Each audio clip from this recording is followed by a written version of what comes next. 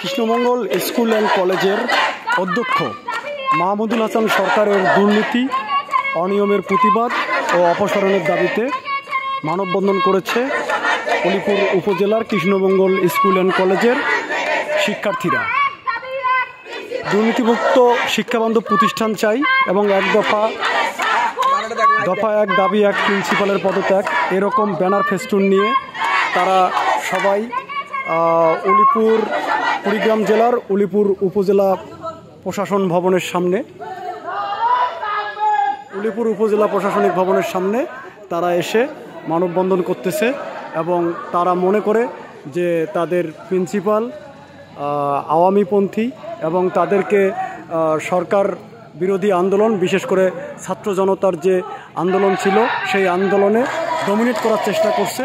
সেই জন্য তারা আজ তাদের নিজস্ব ব্যানারে, সাধারণ শিক্ষার্থীদের ব্যানারে তারা এসে মানববন্ধন করতেছে।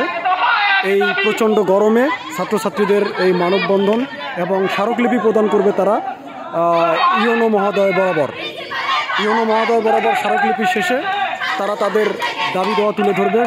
স্মারকলিপির মাধ্যমে তারা তাদের দাবি দেওয়া তুলে ধরবে।